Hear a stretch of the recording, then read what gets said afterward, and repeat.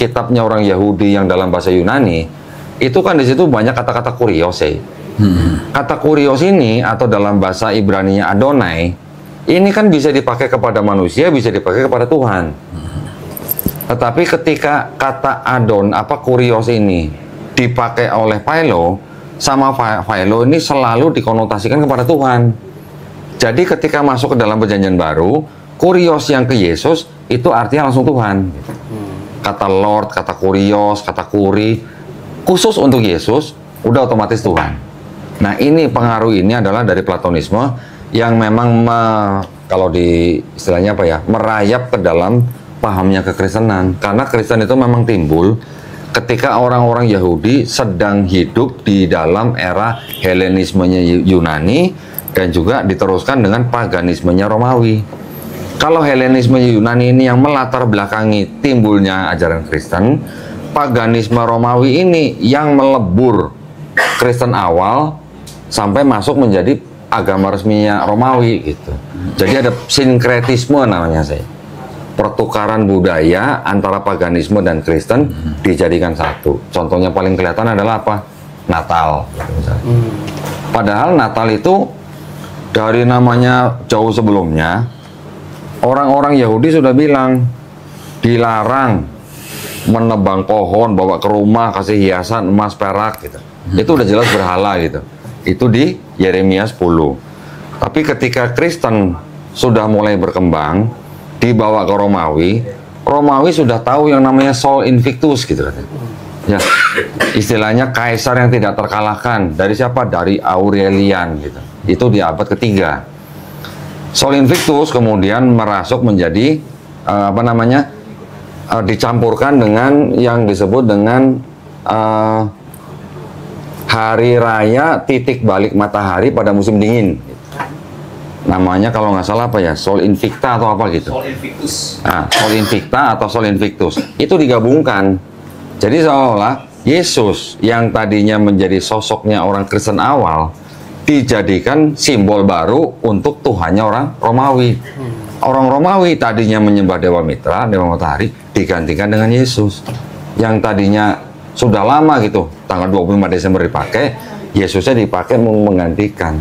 Oh, Dan ini sudah lama sekali sebenarnya, bukan dari zaman Romawi aja. Dari zaman di Babilonia ada yang namanya Namrus, Tamus, Semiramis. Ini adalah konsep pertama kali nih. Konsep Trinitas yang pertama kali udah ada. Jadi sebelum ada Trinitasnya Kristen, sudah ada konsep-konsep Trinitas. Di Mesir nanti ada Horus, anaknya Isis dan Osiris. Di Babilonia tadi ada Tamus, anaknya Namus dan Semiramis. Ini konsep-konsep Trinitas yang akhirnya diadopsi dan disempurnakan oleh Kristen di abad keempat Masehi. Gini Ustaz ya. Ilmu saya tidak sampai ke sana. Tetapi walaupun begitu saya bisa menggambarkan. Ini di Indonesia ini kan banyak menu. Menu yang campur-campur seperti tahu campur. Itu banyak disukai orang. Yang lebih enak nasi campur ya? Enggak maksudnya. Ini belum pernah ya nasi campur ya? Tanya Erik. Apakah ini ada kaitannya yang campur-campur sehingga bisa diadopsi, kemudian diambil yang enak ya? Seperti halnya ada rujak, Ustaz. Rujak itu macam-macam, tapi yang terkenal itu rujak cingur. Ada cingur, di sana ada tempe, ada tahu, macam-macam dijadikan satu dengan petis Madura, nikmat. Nah. Apakah ini ada indikasi bahwa campur-campur kemudian diambil ini termasuk teologi campur-campur ini membuat menarik atau gimana? Iya, jadi tepat seperti perkataan Yai tadi bahwa ada yang namanya pemikiran manusia. Pemikiran manusia ini yang berkembang kemudian disempurnakan. Contoh nih ya, contoh paling gampang. Ketika istilah Trinitas pertama kali dicetuskan di abad kedua oleh Tertullianus, itu konsepnya tidak sama dengan konsep Trinitas di abad keempat. Ketika Tertullianus bilang ada 3 pribadi tapi satu hakikat, itu tidak setara, belum setara gitu. Ini kata Tertullianus. Tapi di abad keempat disempurnakan oleh Athanasius. Yang tadinya tidak setara jadi setara, jadi co-equal, co-eternal gitu. Berarti kan ada penyempurnaan pemikiran manusia. Betul. Sedangkan di kitab mereka tidak ada ajaran 3 pribadi satu hakikat, tidak ada ajarannya. Barulah kemudian ratusan tahun bahkan 1000 tahun lebih ayat yang dianggap sebagai pemikiran manusia itu disisipkan ke dalam kitab mereka. Sisipan ya Ustaz. Sisipkan. Jadi tadinya adalah catatan di pinggir halaman, akhirnya disisipkan. Jadi artinya awalnya pemikiran agama naik pangkat jadi ayat gitu ya. Awalnya pemikiran agama jadi agama. Gitu. Ternyata di dalam sini pun ada Bible yang istilahnya terbagi menjadi dua golongan. Satu golongan adalah kelompok konservatif yang memuat apa adanya yang baik yang dengan segala perubahannya. Tapi ada kelompok yang disebut dengan kelompok kritik teks. Kelompok kritik teks tidak mau memasukkan ayat-ayat yang di dokumen paling lama tidak ada. Jadi makanya ada Bible. Di sini ada 1 Yohanes 5 ayat 7. Di sini tidak ada 1 Yohanes 5:7. Oh, yang lama nggak ada. Ini NIV, ini KJV. 1 Yohanes 5. 1 Yohanes 5 ayat 7. Coba apa namanya? Ustadz Edi bacain.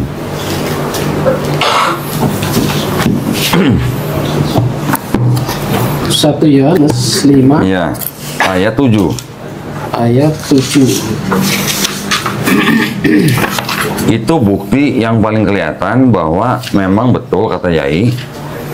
Sebab Hasil- ada 3 yang memberi kesaksian, kemudian di dalam kurung, di dalam sorga, Bapa, Firman, dan Roh Kudus, dan ketiganya adalah satu. Nah, ini bahasa Inggrisnya nih, Pak. Begini bahasa Inggrisnya. Yohanes 7 1 Yohanes 5 ayat 7. 5 ayat 7. Coba dibaca.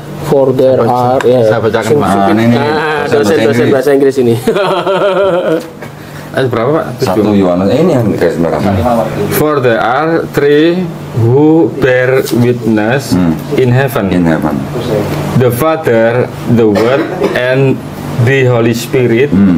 And these 3 are one. Ini ada, cuman mungkin tulisannya terlalu kecil. Saya kasih yang lebih gede aja.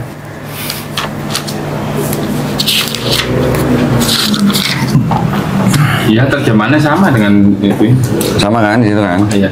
Coba sekarang Bapak baca ini. Sorry. 1 Yohanes 5, ini 4 ayat 7. Ini ayat 7 nih Pak. Iya. And the Spirit, sorry. Itu, Pak. Tunggu dulu. Ini kan 1 Yohanes 4, 5-nya mah. Oh ini 5 kan? Ini ayat 7 nih. And the Spirit is the witness because the Spirit is the truth. Sorry ini yang ini. This is he who came by water and blood, Jesus Christ, not with the water only, but with the water and blood. And the Spirit is witness. Beda kan sama ini? Sudah. Ini ayat 7-nya bunyi kan begitu kan? Iya. Ini ayat 7-nya bunyi gimana? And the Spirit is the witness. Artinya coba, kalau yang ini artinya gimana, kalau itu artinya gimana, Pak? Enggak, yang di sini langsung ayat 8 Pak jadinya. Oh, baca yang ayat 8-nya. Di ayat 8, dan ada 3 yang memberi kesaksian di bumi, roh dan air dan darah, dan ketiganya adalah satu. Ya. Yang di bahasa Inggris ayat yang ke-7 itu dihilangkan. Oh, yang ke-7 tidak ada. Ya. Ini yang ini ada nih bahasa Indonesianya. Dan ada 3 yang memberi, sebab ada 3 yang memberi kesaksian di dalam sorga, Bapa, Firman, dan Roh Kudus, dan ketiganya adalah satu. Dan ada 3 yang memberi kesaksian di bumi, roh, air, dan darah, dan ketiganya adalah satu. Iya, ini ada. Terus gini Ustaz, Ya. kalau orang beragama itu berdasarkan penafsiran, terus fungsi kitab suci itu apa? Kalau satu misal gini ya, saya menafsirkan begini, katanya Ustadz tadi dia ada 3 kesaksian di surga itu roh, satu lagi apa roh Ada 3 kesaksian di bumi, di bumi, yaitu roh, air, dan darah. roh, air, dan darah. Satu misal ini kan saya nggak suka kekerasan itu Ustaz. Nggak suka lah saya kekerasan karena kan kalau darah ini identik dengan luka, dengan derita. Satu misal saya rubah begini, pemikiran saya tafsirkan begini. Satu misal ada 3 kesaksian di bumi, roh, air, dan kopi, satu misal begitu ya. Nah, kan bisa juga saya Bisa beragama. juga. Bisa Ya. juga. Kalau begitu kita tafsirkan saja begitu. Nah, tapi kan apakah orang yang mau kopi itu tadi punya otoritas untuk merubah ini gitu. Oh, Otoritas yang jadi penting. saya harus punya otoritas Iya dulu, dong. membangun otoritas. Iya. Baru darah itu bisa diganti teh, Betul. kopi begitu. Atau es campur gitu. Baiklah, saudara-saudaraku sekalian, menarik ya membahas soal Bible. Benar baik. Pak Andi. Ini terjemahan yang ininya nih. Coba Bapak bandingkan ini dengan ini. Yang Iya, tujuhnya itu benar. Yang tujuhnya cuma gini aja. Nah, ini tadi. Sebab ada 3 yang memberi kesaksian. Sebab ada Yang tujuhnya cuma gini. For there are three that testify.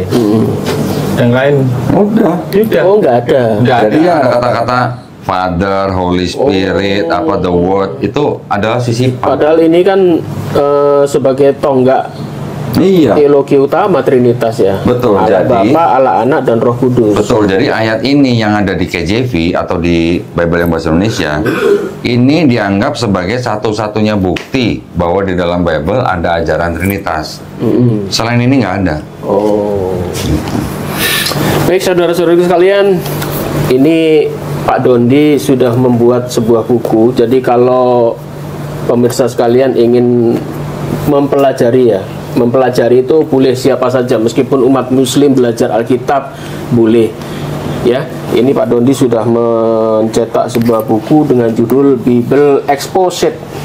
Kontradiksi 4 gospel dalam Bible. Ini kalau mau beli kemana ini? Nah, jadi kalau yang mau beli ini bisa pesan ke Melisa ya, Melisa. Nomor handphonenya 0812 4788 8892. Saya ulang ya, 0812 4788 8892. Gitu ya. Nah, nanti tolong WA aja, nanti insya Allah dikirim. Gitu. Ini saya dengar Pak Dondi mau bikin sampai 3 seri ya. Ya. Ini berarti seri 1. Ya, ini volume 1. Volume 1. Kenapa harus volume 1, 2, 3? Karena gini, di Bible yang bahasa Indonesia, ya khususnya yang LAI ya, sini nggak ada. Kalau yang LAI, waduh sayang di koper. Di Bible yang bahasa Indonesia, yang LAI, di depan itu ada keterangan begini. Nah, seperti ini. Pengutipan atau penggandaan yang dilakukan untuk tujuan komersial atau diperjualbelikan jika kutipan tidak melebihi 500 ayat.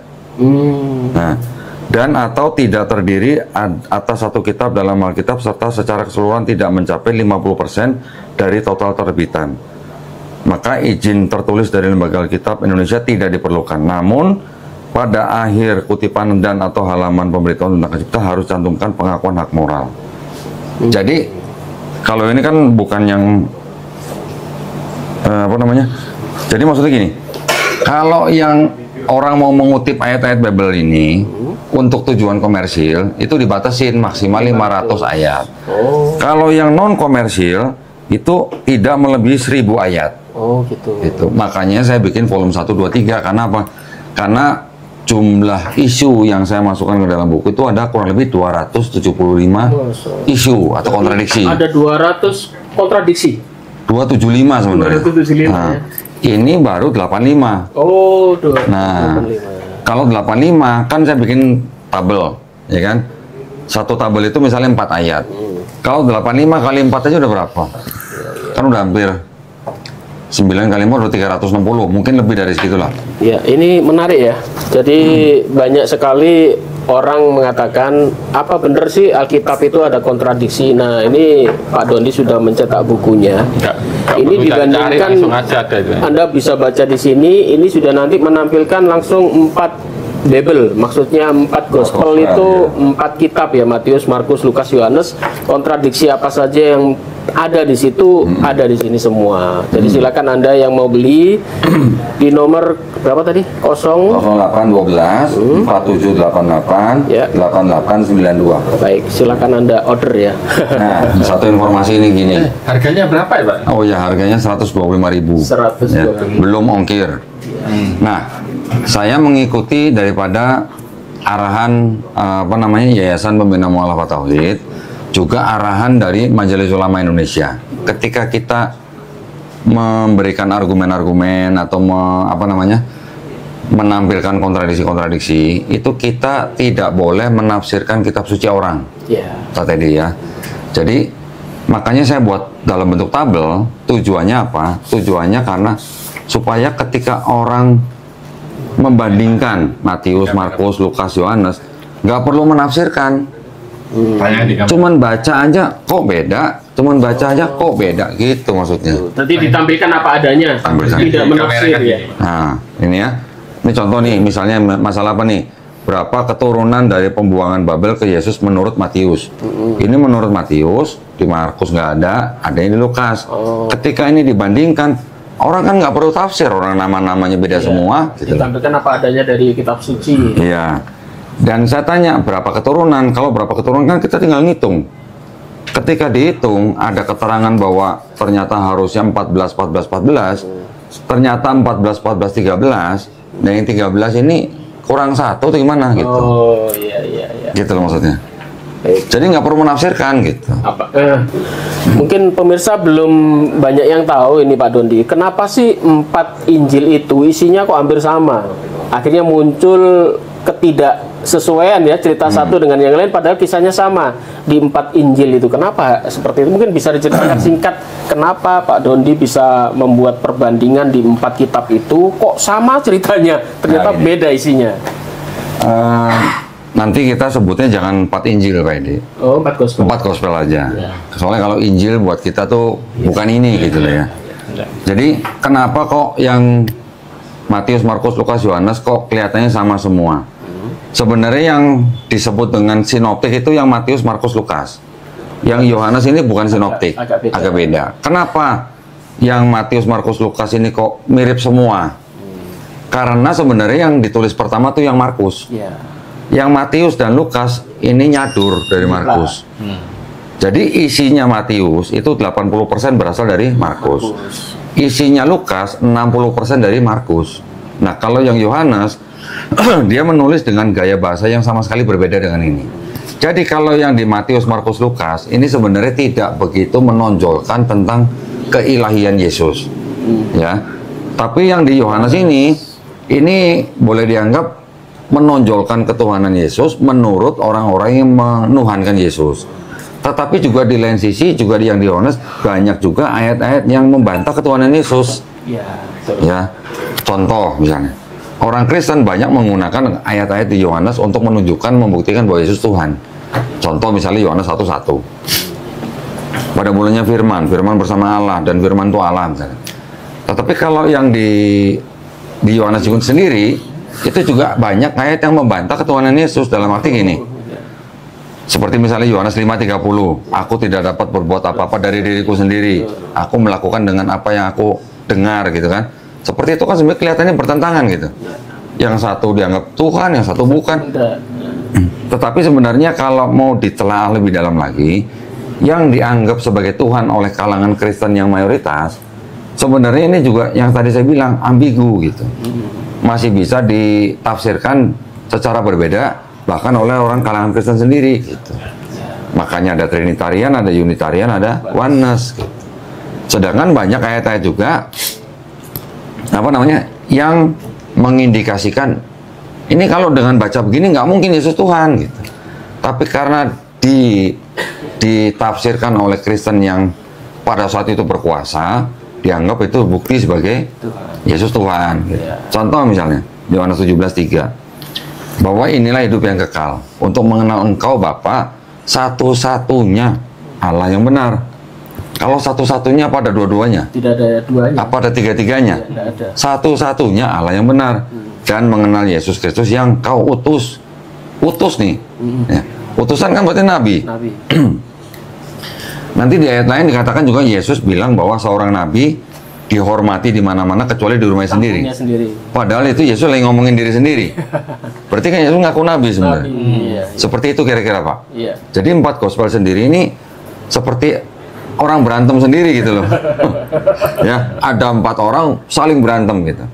Orang Kristen bilang masing-masing gospel ini saling melengkapi. Kalau mau saling melengkapi,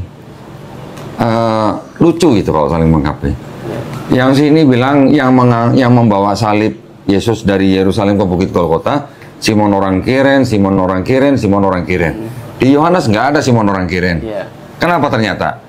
Ternyata yang di sini ditulis untuk melawan kelompok Kristen Basilidean yang pada waktu itu tidak percaya Yesus disalib. Iya. Ada lagi gitu lah. Jadi memang ada latar belakangnya lah semua gitu ya. Kurang lebih gitu. Iya. Pak. Yeay. Jadi benar ya Pak Di ya, Pak Rudi ya. Kata banyak orang begini, musuhnya orang Kristen itu kita sendiri. Bener gitu. Gimana ya? Din, bagi minum Din.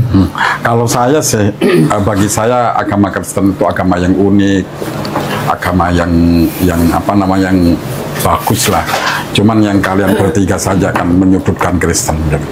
Begini, Yai, ini mohon maaf ya, bukan kami menyudutkan dalam arti membenci orang Kristen, tidak. Keluarga besar saya juga masih banyak yang Kristen. Iya. Tapi kita membahas ini maksudnya adalah sebagai edukasi, baik kepada umat Islam maupun kepada siapapun di luar Islam yang mau belajar kristologi. Tujuannya tidak lain tidak bukan untuk membentengi akidah umat Islam dari upaya pendangkalan akidah dan pemurtadan, Yai. Maksud saya begini Ustadz ya, ketidakjelasan itu sendiri sepertinya diciptakan gitu untuk ketidakjelasan itu gitu. Jadi disinilah yang sempurnanya. Misalnya begini, kalau di Islam kan kita itu mengikuti Muhammad, menyembah Allah gitu. Kalau di Kristen itu, orang Kristen itu menyembah Yesus atau mengikuti Yesus. Ini saya tidak paham. Atau keduanya, mengikuti Yesus dan menyembah Yesus. Kalau dianggap mengikuti Yesus, terbukti orang Kristen tidak niru Yesus. Banyak amal-amalan. Kalau menyembah Yesus, mungkinkah kita menyembah Yesus tanpa mengikuti ajaran Yesus? Nah, ketidakjelasan, ambigu begini yang membuat saya unik. Dan orang itu berusaha untuk berenang, gitu. Berenang kepada suatu hayal yang sampai kapanpun tidak akan sampai. Itulah uniknya. Gitu. Sebuah perjalanan spiritual yang tidak ditemukan dermaganya, Ustaz. Ya. Terminalnya itu di mana? Nggak ada. Kan jadi, bukankah unik? Jadi kalau kita sering mendengar bahwa Kristen itu artinya pengikut Yesus. Itu sering kita dengar ya. Orang Kristen bilang begitu. Tapi kalau kita pelajarin, apakah benar Kristen mengikuti Yesus? Yesus sujud sholatnya. Yesus nggak makan babi. Sunat. Yesus sunat. Yesus puasa. Yesus dikafani. Kristen mungkin ada yang sunat, ya. Tapi kalaupun sunat juga bukan karena ngikut Yesus, tapi karena kesehatan biasanya. Kristen doanya mungkin ada yang sujud, tapi kebanyakan tidak sujud, ya kan? Kristen juga ada yang puasa, tapi juga puasanya juga apa ya? Tidak seperti apa yang dilakukan Yesus, dan itu sangat sedikit. Kebanyakan juga tidak puasa. Kemudian Kristen tidak ada yang tidak makan babi, tapi juga sangat kecil. Sebagian besar makan babi. Kristen kalau mati kebanyakan masuk peti gitu. Jadi pakai jas. Jadi kalau mau dikatakan pengikut Yesus, yang diikuti dari 5 hal itu tadi yang mana? Kalaupun ada yang mengikuti, tidak full gitu ya. Bahkan yang lebih mengikuti Yesus boleh dikatakan tuh malah umat Islam ya. Nah, kita malah yang mengikuti sunnah Yesus di Bible. Terlepas daripada siapa yang disalib. Kan kalau Islam kita tidak mengimani bahwa yang disalib adalah Nabi Sallallahu Alaihi Wasallam. Tetapi dikafani, tidak makan babi, disunat, puasa, doanya sujud. Kan malah kita yang melakukan secara utuh gitu. Jadi kalau begitu, contoh misalnya dari sholatnya aja, sujud. Di Quran kita membaca di Quran surat Al-Hajj ayat ke-77. Wahai orang beriman, rukuklah, sujudlah, sembahlah Tuhanmu, perbuatlah kebaikan, maka kamu mendapatkan keberuntungan. Di Bible juga ternyata kalau kita baca dengan teliti, khususnya di Perjanjian Lama ya, Kejadian 17:3 Abraham sujud, Keluaran 3:48 Musa sujud, Bilangan 16:22 Musa dan Harun sujud, Yosua 5:14 Yosua sujud, 1 Tawarikh 29:20 dan Mazmur 95 ayat 6 Daud dan umatnya sujud. Nehemia 8 ayat 6, Esra sujud. Kita mengenal Nabi Uzair misalnya. Esra juga sujud. Yesus, Matius 26:39, Yesusnya juga sujud. Berarti kalau Nabi Muhammad SAW diperintahkan untuk bersujud, ruku dan sujud, dan diidentifikasi bahwa Nabi Muhammad SAW adalah Muslim, ya institusinya Islam, berarti ketujuh Nabi sebelum Nabi Muhammad SAW ini kira-kira Muslim bukan? Muslim semua. Kira-kira aja. Kita cuma tebak-tebakan, istilahnya tebak-tebakan simpel gitu. Nabi Muhammad SAW disuruh, diperintahkan sujud. Nabi-nabi sebelumnya di ayat ini suruh sujud semua. Di perjanjian lama juga babi diharamkan. Ketika di perjanjian baru jadi boleh dimakan, walaupun tidak jelas-jelas tertulis babi, tapi diartikan oleh orang Kristen semua makanan halal itu termasuk babi. Nah, itu berarti mau dikatakan mengikuti yang bagaimana gitu. Betul. Ini terakhir Ustaz. Ya. Sebenarnya banyak. Ya. Nanti 2 hari tidak selesai. Cuman ini sajalah. Tadi Ustadz menyinggung bahwa sunat itu Yesus, ajaran Yesus. Memang iya di Lukas pasal 2 ayat 21 sunat Yesus ya. Yang paling aneh itu gini Ustadz, saya tidak habis pikir. Apa yang melatar belakangi sehingga Paulus itu berkata, jika kamu sunat, maka Kristus tidak berarti bagi matinya Yesus tidak berarti. Iya. Terus ya apa namanya? Jika kalian bersunat, maka kematian Yesus Kristus tidak berarti bagimu. Yang melatar belakangi perkataan Paulus demikian itu dari mana? Yang melatar belakangi kok dia punya pikiran begitu? Apakah itu pikiran Paulus itu wahyu atau perkataan dia sendiri?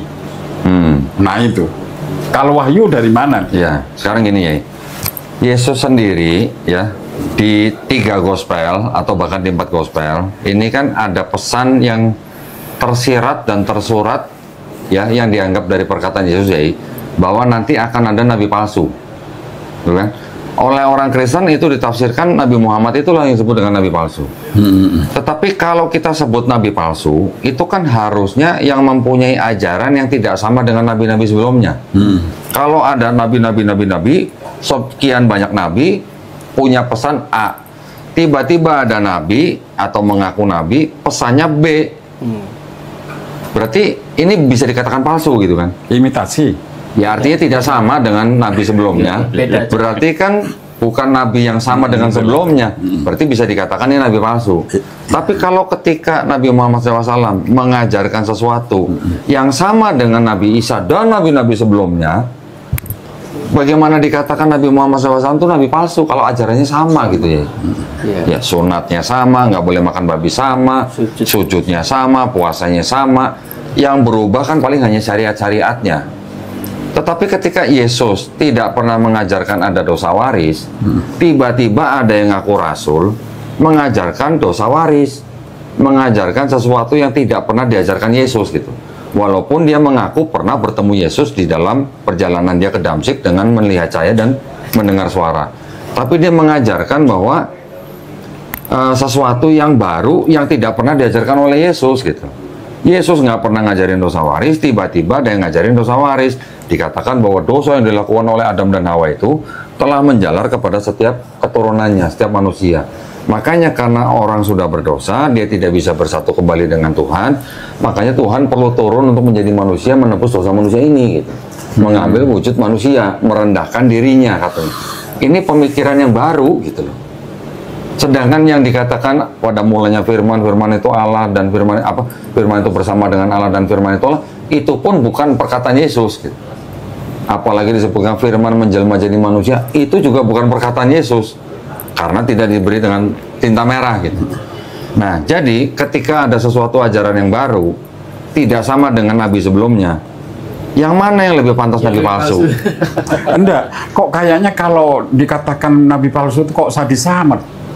Mereka bahasanya begitu, dan di Bible memang kita bahasanya halusin begitu. saja satu misal, imitasi, gitu. Kan banyak kalimat yang lebih. Kalau imitasi, Ya, mungkin dia masih mengajarkan sesuatu yang sama, mungkin ya. Tapi kalau palsu kan pasti ajarannya berbeda, gitu loh. Iya. Pemahaman saya gitu ya. Nah, setelah itu, pemahaman ini juga ditambah lagi dengan apa? tiba-tiba ada konsep karena manusia sudah berdosa, karena ada dosa waris, makanya perlu ditebus. Maka ditebusnya dengan apa? Dengan matinya Yesus di atas kayu salib. Ketika Yesus bilang, jangan kamu menyangka aku datang bukan untuk meniadakan hukum Taurat, yang di sini bilang hukum Taurat itu sudah dibatalkan dengan matinya Yesus di atas kayu salib. Sedangkan hukum Taurat ini yang menurunkan kan Tuhan kepada Nabi Musa, ya kan? Yang menurunkan hukum Tauratnya Tuhan, ini yang membatalkan seorang manusia gitu. Sedangkan Yesus yang di dalam ayat-ayat tertentu mengaku nabi, dia bilang aku datang bukan untuk meniadakan hukum Taurat, tapi aku datang untuk menggenapi gitu. Lebih mudah langit dan bumi hancur daripada satu iota dihilangkan. Berarti kan Yesus tidak punya wewenang untuk menghapuskan hukum Taurat. Hukum Taurat yang menurunkan Tuhan yang menciptakan langit dan bumi dan manusia. Tiba-tiba ada yang berani mengatakan hukum Taurat itu sudah batal dengan matinya Yesus di atas kayu salib. Dikenapi.